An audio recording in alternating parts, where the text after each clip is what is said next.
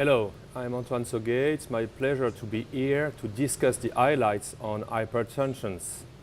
I will be there with Atul, Pathak, and my first question for you, Atul, is which lessons have been learned from the previous study, SYMPLICITY trial in 2014, to conduct new trials for the future of hypertension? Yeah, I think that the stage was set up by SYMPLICITY HTN-3, which, as you remember, was a negative trial in the field of hypertension, unable to show that the device using radio frequency was able to lower blood pressure more than a sham procedure. And so at this time, we were really in a very strange timings where we didn't know finally if renal denervation was able to change the way we practice medicine and be a tool to use in our hypertensive patients. But Atul, is there some problem in compliance, treatment for the patient? Yeah, I think we learned from SYMPLICITY probably three very important information. First, that our hypertensive patients are not taking their pills. And the adherence issue was probably one reason why the trial failed. Second, blood pressure measurement. We need to be very aggressive and try to use as often as possible ABPM in order to assess the effect of a device. And third, the patient selection. Probably that by recruiting these very severe hypertensive patients, we missed to show a positive effect of renal denervation at this time. Okay, Atul. This year, simultaneously, there is a publication of two very recent and strong studies, positive studies on renal denervations. The first one is RADIANCE-SOLO. Could you tell us design of the study and result? Yeah, so the RADIANCE-SOLO trial was a trial intended to show that a device, which was an ultrasound-based device, renal denervation device, was able to reduce blood pressure in a set of patients which were some kind different from what we have done till now. They were moderate hypertensive patients where you were allowed to stop all drugs. And the idea was really to show if there was a pure effect of offering renal denervation in these patients, able to lower blood pressure in patients who are still having hypertension but not receiving any type of drugs. And the results were positive. As you said, they were published in The Lancet.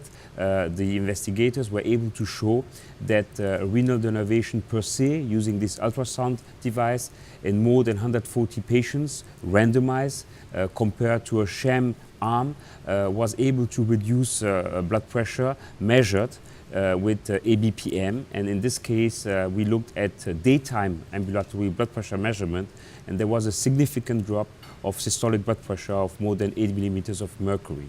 So to make the story short, this first study was able to show that renal denervation is indeed having what we call a plausible biological effect. It's reducing blood pressure in these hypertensive patients without drugs.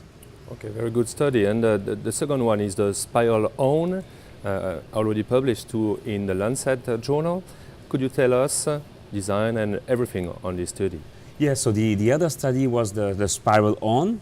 SPYRAL HTN is different from the RADIANCE-SOLO. Why? Because in this case we are focusing on hypertensive patients who are treated.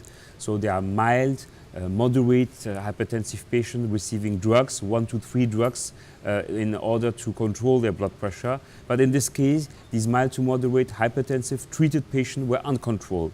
And they were offered to be part of a trial where we compared a device which was using radio frequency, the spiral catheter, to again a sham procedure.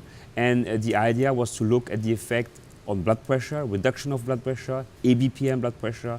And the trial was positive, able to show that when you offer renal denervation with this catheter, you are able to reduce, again, 24-hour blood pressure measurement, but also 24-hour blood pressure measurement focusing on systolic and on diastolic blood pressure throughout the 24 hours, a significant clinical drop with reduction of systolic blood pressure around 9 millimeters of mercury and reduction of diastolic blood pressure around 6 millimeters of mercury. Okay, those are two strong studies on renal denervation. We start all the history for the patient, for the physician, and we are ready to to be more efficient to well select the patient for the treatment of renal denervation. But what about the future? Is there any different strategies or different devices for the future for the patient who will be failed for renal denervation, for example? I think that it's a wonderful time for us in the field. These trials on renal denervation are opening the path for bigger studies with more patients, with different type of patients, trying to convince the community that what we have seen in these previous trials are indeed true and will be confirmed in the larger set of patients.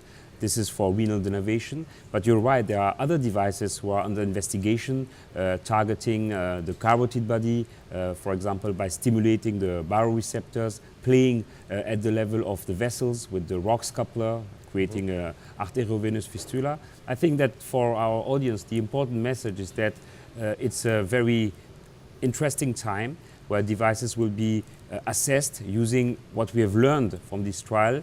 It means a high standard for the methodology of this new trial in order to show if renal denervation or new trials and new devices are able to change the life of our hypertensive patients. Thank you, Atul. Thank you for everything. Bye-bye.